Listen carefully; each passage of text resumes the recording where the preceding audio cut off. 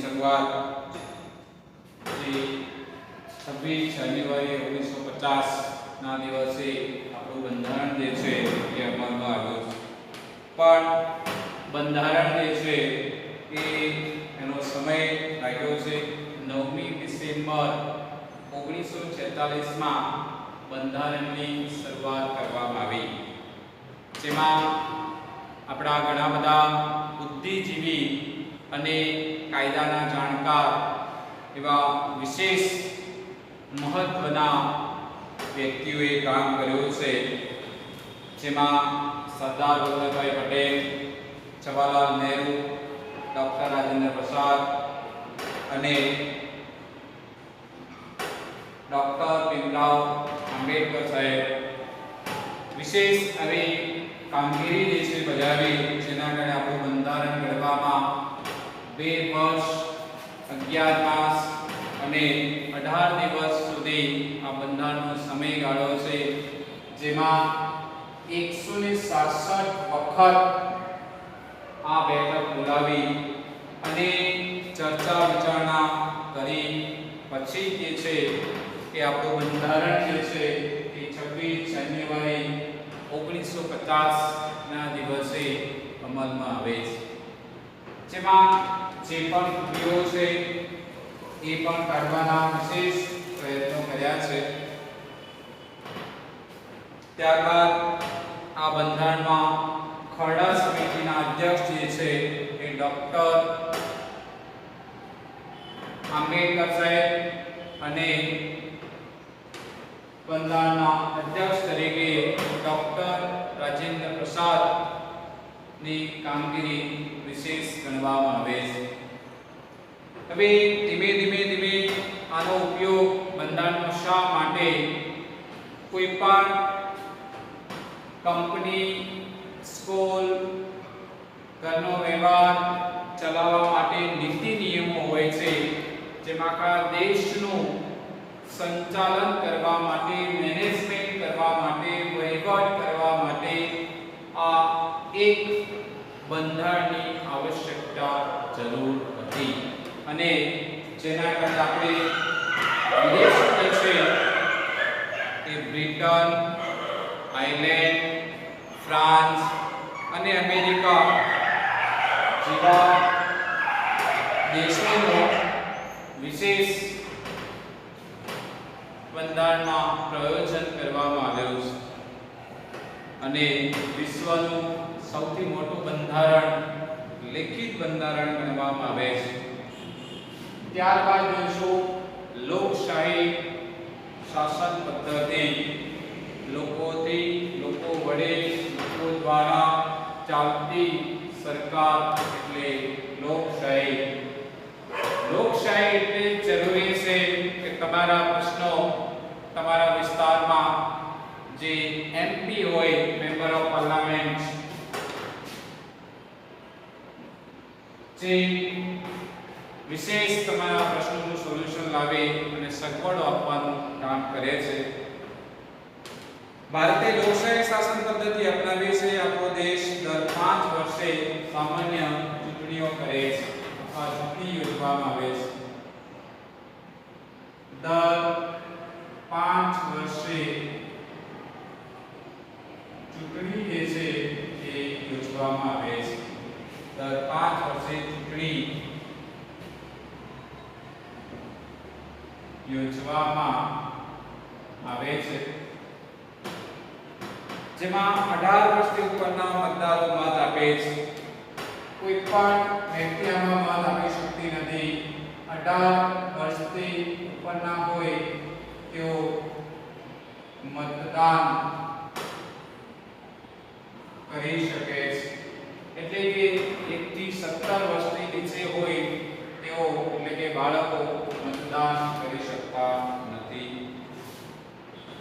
ચૂંટણી વગર લોકશાહીની કલ્પના થઈ શકતી નથી, કારણ કે આપણે લોકોથી, લોકો વડે, લોકો દ્વારા ચાલતી સરકાર એટલે લોકશાહી.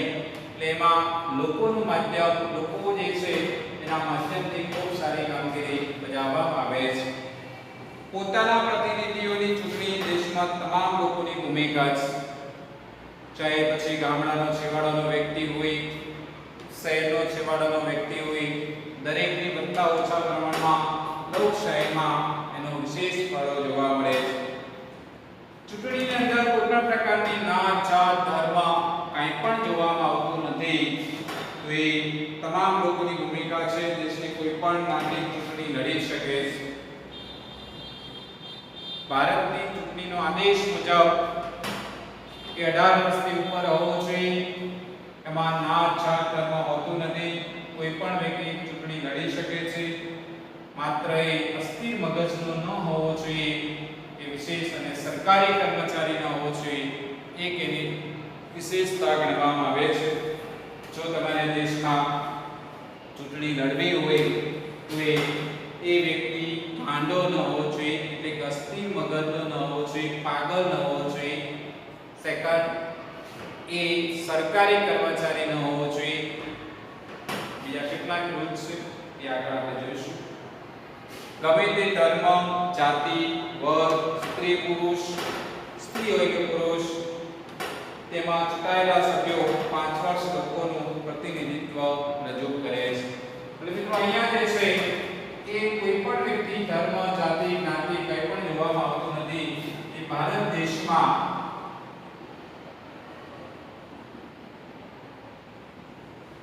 સંસદમાં 545 જે છે એ સીટો છે.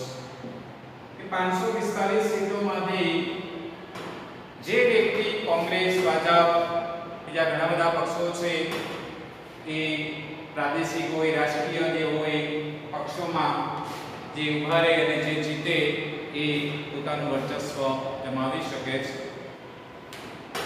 નાગરિકને વિચાર, વાણી, અભિવ્યક્તિ, ઈચ્છા પ્રમાણે ગૃહમાં પાળવાની સ્વતંત્રતા છે. ભારતનો કોઈ પણ નાગરિક હોય, વર્તમાનમાં 1.21 કરોડ વસ્તી છે 2011 મુજબ, 1.21 કરોડ.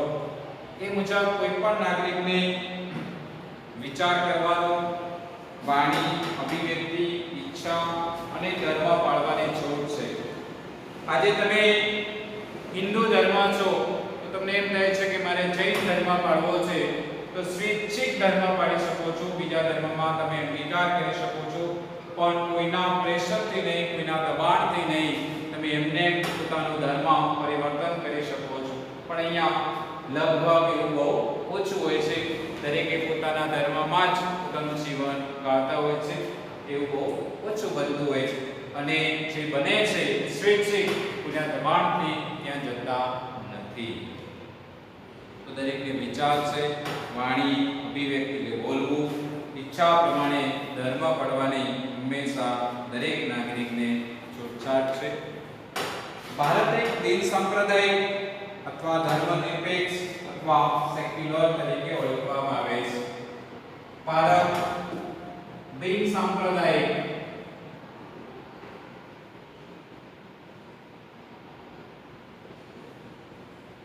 સેક્યુલર અથવા ધર્મનિરપેક્ષ પ્રજાસત્તાક દેશ છે. બિન સાંપ્રદાયિક દેશનું શાસન કોઈ પણ સંપ્રદાયની કે ધર્મની માન્યતાના આધારે ન ચાલે. એટલે કોઈ હિન્દુ ધર્મ ઉપર નહીં, કોઈ બૌદ્ધ ધર્મ ઉપર નહીં, કોઈ મુસ્લિમ ધર્મ ઉપર નહીં, દરેક ધર્મને આધીન એટલે કે બિન સાંપ્રદાયિક એક કરતા વધારે ધર્મના લોકો ભારતમાં વસવાટ કરે છે અને એ મુજબ આખો આપણો દેશ ચાલે છે. અને સંપ્રદાય આધારિત કે બીજા નાગરિક વચ્ચે ભેદભાવ કે પક્ષપાત રખાતો ન હોય. કોઈ પણ પ્રકારનો પક્ષપાત કરવામાં આવતો નથી. આપણે મિત્રો આજે વર્તમાનમાં જે ભૂતકાળમાં તમે જે ધોરણમાં ભણી ચૂક્યા કે 7મા ધોરણમાં, ત્યારે આપણા વર્ગની અંદર એવી કોઈ વ્યવસ્થા નથી કે હિન્દુ ધર્મના બાળકો અલગ બેસે, મુસ્લિમ બાળકો અલગ બેસે, જૈન ધર્મના બાળકો અલગ બેસે. એવી કોઈ વ્યવસ્થા ભારત દેશના શાળાઓની અંદર નથી. કે દરેક બાળકો જે છે એ શાળાની જે વ્યવસ્થા જે છે એ મુજબ કે બેસે છે. એટલે કે આપણે જે બિન સાંપ્રદાયિક દરેક ધર્મને સપાટી દોસ્તો તરીકે આપણે સાથે રાખીએ છીએ, એકતાનું પ્રતીક તરીકે જોતા હોય છે. મુસ્લિમ ની જે તાજિયા નીકળે છે ત્યારે તમે જોતા છો હિન્દુ હોય, મુસલમાન હોય, મુસલમાન તો હોય જ, હિન્દુ હોય, જૈન હોય, બૌદ્ધ હોય. જ્યારે આપણી રથયાત્રા હિન્દુ ધર્મની નીકળે ત્યારે પણ તમે જુઓ કે જેમાં મુસ્લિમ ભાઈઓ પણ હોય, જૈન ભાઈઓ પણ હોય, એટલે કે એને એકતાનું પ્રતીક તરીકે કરવામાં આવે છે. એટલે બિન સાંપ્રદાયિક આપણે ત્યાં એવા વાડા ધર્મ જ્ઞાતિ એવું હોતું નથી. દરેક નાગરિકને પોતાનો ધર્મ પાળવાની, માન્યતા ધરાવવાની અને પ્રચાર કરવાની હંમેશા સ્વતંત્રતા છે. તો આપણે જો જે વ્યક્તિને ધર્મ પાળવો છે એને છૂટ, માન્યતા ધરાવતો એ પ્રમાણે પ્રચાર કરવાની એની પણ છૂટ છે. પ્રજાસત્તાક એટલે રાજના વડા, રાષ્ટ્રપ્રમુખ, વંશ પરંપરાગત અમુક કુટુંબની વ્યક્તિ ન હોય. શું કે છે આપણે નવો પોઈન્ટ જોઈ રહ્યા છીએ અહીંયા કે પ્રજાસત્તાક કે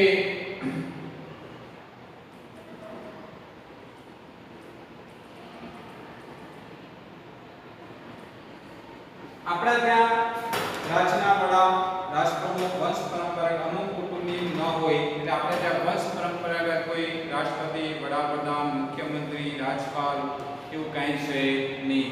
જે વ્યક્તિ જીતે અને 275 કરતા વધારે સીટો મેળવે એ વ્યક્તિ દેશનું શાસન એટલે કે વડાપ્રધાન બની શકે છે. એમ કહીશું 2 કરતા વધારે સીટો મેળવે ત્યારે એ વ્યક્તિ દેશનું શાસન ચલાવી શકે છે. તે લોકો દ્વારા પ્રત્યક્ષ કે પરોક્ષ રીતે ચૂંટાયેલા હોય છે.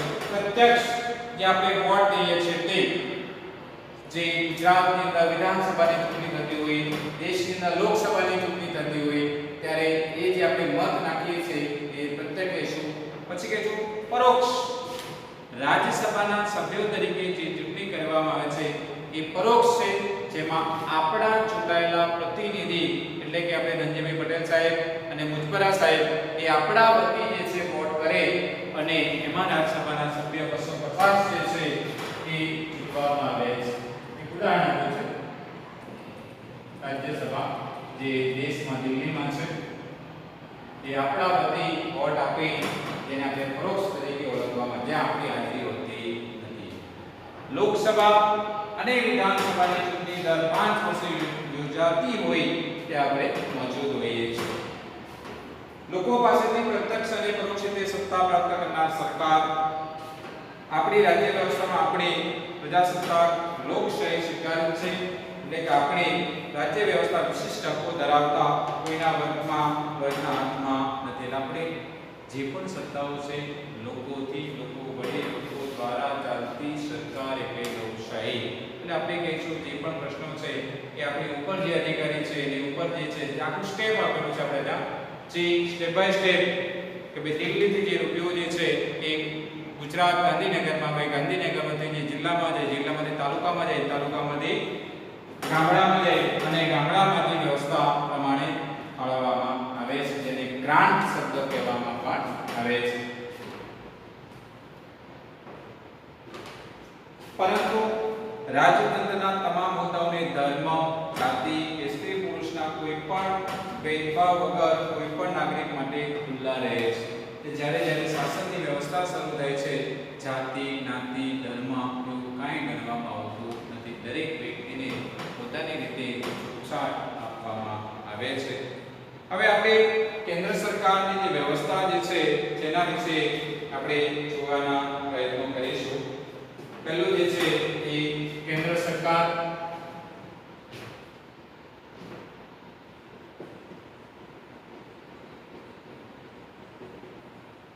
કેન્દ્ર સરકારની અંદર નીચે આવે છે રાષ્ટ્રપતિ અને રાષ્ટ્રપતિ જે છે એની જે નીચે આવે છે જે તમે ધારાસભા જેને સંસદ કહે છે. ત્યાર પછી જે આવે છે કારોબારી, ત્યાર પછી આવે છે ન્યાયતંત્ર અને ધારાસભાની જે છે બે લોકસભા અને રાજ્યસભા. કારોબારીમાં વડાપ્રધાન અને મંત્રીમંડળ અને અહીંયા જે આવે છે સર્વોચ્ચ અદાલત અથવા સુપ્રીમ કોર્ટ પણ કહેવામાં આવે છે. તો એ વ્યવસ્થા જે તમને આપેલ છે કે ભારતના જે વ્યક્તિ ચૂંટાઈ આવે છે, જે અહીંયા આપણે કહીશું ખાસ કે જે વ્યક્તિ ભારતમાં ટોપ લેવલે છે કેન્દ્ર સરકાર, તો એની નીચે છે રાષ્ટ્રપતિ. રાષ્ટ્રપતિ જે છે એની નીચે ત્રણ જે છે સંસદ, કારોબારી, ન્યાયતંત્ર. ધારાસભાની અંદર જે સંસદીય છે લોકસભા અને રાજ્યસભા. જે લોકસભા જે છે 5 વર્ષે ચૂંટણી કરવામાં આવે છે અને રાજ્યસભાની જે છે એ 6 વર્ષે ચૂંટણી કરવામાં આવે છે. કારોબારીમાં વડાપ્રધાન અને એનું મંત્રીમંડળ, અને આ જે છે સરકારી જે છે જસ્ટિસ તરીકે ચીફ જસ્ટિસ તરીકે ઓળખવામાં આવે છે. જે સુપ્રીમ કોર્ટ આખા દેશના મોટા ભાગના જે પ્રશ્નો છે તેનું સોલ્યુશન જે છે એ સુપ્રીમ કોર્ટના ચીફ જસ્ટિસ જે છે એના માધ્યમથી કરવામાં આવે છે. એ જ રીતે દરેક રાજ્યની અંદર પણ છે રાજ્ય સરકાર, ટેક્સ મુજબ જોઈએ તો રાજ્યપાલ, એની નીચે ધારાસભા, કારોબારી અને ન્યાયતંત્ર. ધારાસભાની અંદર આવે છે વિધાનસભા અને વિધાન પરિષદ. કારોબારીમાં મુખ્યમંત્રી અને તેનું મંત્રીમંડળ, અને ન્યાયતંત્રને આવે છે વડી અદાલત. હવે કારોબારીમાં જે મુખ્યમંત્રી અને તેનું મંત્રીમંડળ, એની જે સ્થાનિક પ્રશાસન જેને આપણે ગ્રામ પંચાયત તરીકે ઓળખીએ છીએ, ગામડાની અંદર જે ગ્રામ પંચાયત છે, તમારા ગામની અંદર રોડની વ્યવસ્થા, પાણીની વ્યવસ્થા, આરોગ્યની વ્યવસ્થા, સ્કૂલની વ્યવસ્થા અને ગામજનોના જે તમામ પ્રશ્નો સોલ્યુશન જે લાવે છે, જેને પંચાયતી રાજ, જેને ગ્રામ પંચાયત તરીકે ઓળખવામાં આવે છે, જે ગ્રાન્ટ શબ્દ બોલવામાં આવે છે. આજે દર વર્ષે અલગ અલગ સરકાર એ ગ્રાન્ટ ફાળવે છે અને તમારા ગામની અંદર સુવિધા આપવામાં આવે છે. શેરી લાઇટ છે, રોડ છે, ગટર વ્યવસ્થા જે છે, શાળા છે, આરોગ્ય ખાતું જે છે, ગ્રામ પંચાયતની સુવિધાઓ જે છે, વાઈફાઈની સુવિધા જે છે તે. જે મહાનગરપાલિકા અંદર કોર્પોરેટર હોય છે, જે સરપંચનું બીજું નામ શહેરમાં કોર્પોરેટર તરીકે ઓળખવામાં આવે છે. જે પણ તમે જે શહેરમાં રહેતા હોય ત્યાં તમારે પાણીની વ્યવસ્થા, ગટરની વ્યવસ્થા, શેરી લાઇટ, તમામ જે પ્રોપર પ્રશ્નો જે છે તેનું સોલ્યુશન કરવાનું કામ કોર્પોરેટર કરે છે. ધારાસભા, કારોબારી, ન્યાયતંત્ર કેન્દ્ર સરકારના અંગો છે. સંસદ કાયદાઓ ઘડવાનું, મંત્રીમંડળના કાયદાનો અમલ કરવાનું અને ન્યાયતંત્ર એ કાયદાનું અર્થઘટન કરવાનું અને ન્યાય આપવાનું કામ કરે છે. શું કે છે? ધારાસભા, કારોબારી અને ન્યાયતંત્ર, આ ત્રણ શબ્દો જે તમને મૂક્યા છે તે એ કેન્દ્રના અંગો છે.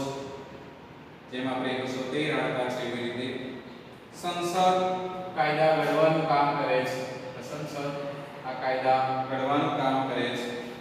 પછી સંસદ કાયદા ઘડવાનું મંત્રીમંડળ, એટલે કે અહીંયા મંત્રીમંડળ જે છે એ કાયદા અમલ કરાવવાનું, અને ન્યાયતંત્ર જે છે જેને આપણે સુપ્રીમ કોર્ટ કહીશું, એ જે છે અર્થઘટન, જે પણ કોઈ કામ કરતો નથી તેને દંડની સજા આપવામાં આવે છે. એક્ઝામ્પલ તરીકે આપું કે અત્યારે દેશમાં કોરોના ચાલે છે, તો તમે માસ્ક વગર, એટલે કે મોઢે રૂમાલ બાંધ્યા વગર જો તમે રોડ ઉપર ફરો છો તો સરકારના આદેશ મુજબ તમને વર્તમાનમાં 200 રૂપિયાનો દંડ કરવામાં આવે છે, જે તમે માસ્ક નથી પહેરતા તો. એક સરકારનો નિયમ છે કે ચેપ ન લાગે, સુરક્ષિત રહીએ, જેના કારણે આપણને આ એક સરકારનો આદેશ છે. તો આપણે બધાએ બહાર નીકળતા પહેલા મોઢે રૂમાલ અથવા માસ્ક પહેરવું જોઈએ, ઘરમાં રહેવું જોઈએ, અનિવાર્ય સંજોગ હોય તો જ ઘરની બહાર નીકળવું જોઈએ, બાળકોએ ખાસ ઘરમાં રહેવું જોઈએ, જેથી કરીને આ રોગને આપણે પકડમાં રાખી શકીએ છીએ. સંઘ રાજ્યો, ભારત એક સંઘ છે, ભારત એક સંઘ રાજ્ય છે, એટલે કે ઘટક રાજ્યોનો બનેલ છે. એટલે કે ભારતમાં વર્તમાન 29 રાજ્યો અને 7 કેન્દ્ર શાસિત પ્રદેશો જે થયા છે એને આપણે ઘટક રાજ્ય કહીશું. જે બધા સાથે મળીને દેશ બન્યો છે. જે કાયદા ઘડવા માટે કેન્દ્રના વિષયો, રાજ્યના વિષયો, તેમાં સંયુક્ત વિષયો નક્કી થયેલા છે અને અલગ અલગ છે. 97, 66 એવી રીતે વિષયો અલગ અલગ છે. એ વિષયો પ્રમાણે દરેકની કામગીરી અલગ છે અને કામગીરી પ્રમાણે પબ્લિકને, અધિકારીઓને, જે પણ કામ કરવા વાળા ભવન છે, એટલે કે સરકારી જે મકાનોની અંદર કામ કરનારા કર્મચારી, દરેકને અલગ અલગ કામ આપવામાં આવે છે અને સમગ્ર દેશમાં એનું સંચાલન કરવામાં આવે છે. મૂળભૂત હક્કો જે છે એટલે કે બંધારણના મૂળભૂત જે છે હક્કો એ બંધારણીય ઇલાજનો અધિકાર જે બાબા સાહેબ આંબેડકરે બંધારણીય આત્મા સમાન ગણવામાં આવ્યો છે એટલે કે તમામ પ્રકારના હક્કો આપણને મળવા જોઈએ કારણ કે ભારતના આપણે નાગરિક છીએ. પછી કોઈ પણ ધર્મનો હોય, કોઈ પણ જાતિનો હોય, નાત જાતિ સ્ત્રી પુરુષ એ ગણવામાં એટલે કે એનું ભેદભાવ ગણવામાં આવતો નથી. તેને તમામ પ્રકારના મુદ્દાઓ જે છે એને અમલમાં કરવા જોઈએ, નીતિ નિયમોને આધીન રહેવું જોઈએ. તો અહીંયા આપણે આ જે પાઠ જે છે એ પૂર્ણ થાય છે. તો દરેક મિત્રોએ આનો હોમવર્ક જે છે એ કરી લેવાનું રહેશે નોટમાં, જેના કારણે જે પ્રશ્નનું સોલ્યુશન અને પ્રશ્નો ઉદ્ભવે છે તો એને આપણે જ્યારે સ્કૂલ પ્રારંભ થશે ત્યારે તેનું સોલ્યુશન કરશું. તો દરેક મિત્રો જે છે એ આપેલી તમામ પ્રશ્નો, ખાલી જગ્યાઓ, એમસીક્યુ એ તમામ એક નોટ બનાવી અને લખવાનું રહેશે. જે તમને નથી આવડતું એ બાજુમાં તમે લખી શકો છો. જ્યારે પ્રારંભ થશે સ્કૂલનો ત્યારે જે છે એનું આપણે સોલ્યુશન કરશું. Thank you.